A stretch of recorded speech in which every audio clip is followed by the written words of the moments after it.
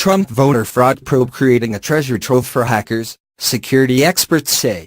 A group of former top intelligence and cybersecurity officials warned Tuesday that President Donald Trump's voter fraud probe was creating a database of voters' personal information that was a ripe target for hackers and could contain serious security vulnerabilities.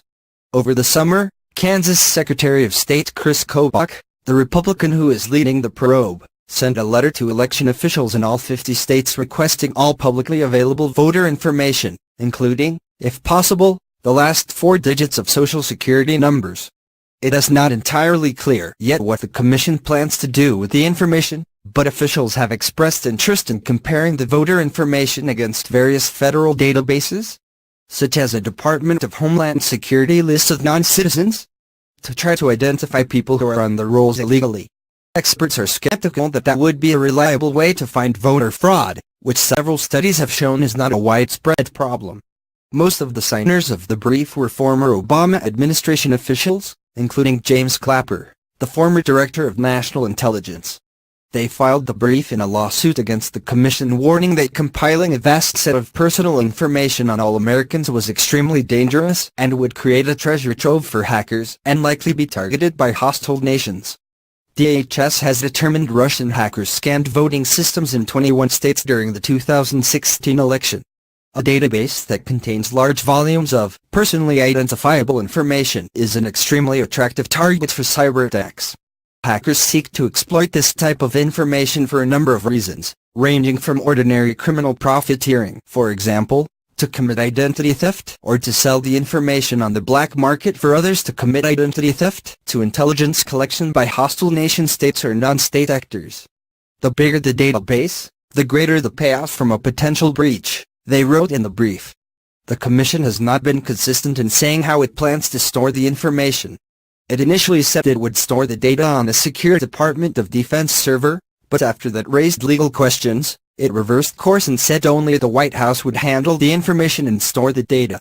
The intelligence officials said it was unclear what safeguards were in place to protect the data in the White House system. This new platform is effectively being tested for the first time through the ingestion of millions of data points about American voters. Additionally, the White House's information technology staff does not have the same technical resources at its disposal to maintain large-scale databases as the Department of Defense, the brief says. Charles Christopher Herndon, the director for White House Information Technology, has said only a limited number of staff would have contact with the server, but the security experts said vast resources were needed to work on a system that is frequently the subject of cyber attacks. There is no indication that the Commission has taken the appropriate additional measures and allocated the necessary additional resources to fortify its database against these risks, the brief says. Given that attempted attacks against White House unclassified networks are regularly reported in the media and therefore should be well known to the Commission, this suggests an overall lack of attentiveness to the magnitude and gravity of the cybersecurity risks posed.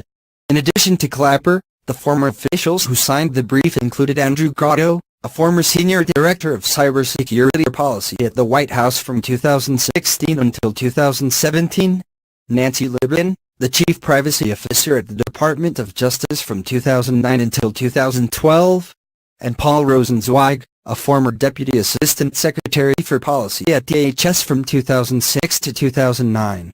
In an October court filing, the Commission disclosed it had received data from 19 states. Andrew Kobach, a federal official charged with running the operations of the Commission, said in a different legal filing that the Commission's staff wasn't currently doing anything with the data because it faced multiple lawsuits. The Public Interest Legal Foundation, which is run by J. Christian Adams, a member of the probe who is close to Kobach, suggested in a tweet the security concerns in the brief were overblown. The brief was filed in support of a lawsuit brought by Common Cause, a left-leaning watchdog group. The suit argues the Commission violated the 1974 Privacy Act, which says agencies can maintain no record describing how any individual exercises rights guaranteed by the First Amendment unless expressly authorized by statute or by the individual about whom the record is maintained or unless pertinent to and within the scope of an authorized law enforcement activity. In August, a federal judge denied a request by Common Cause to halt the Commission's work while the litigation was pending.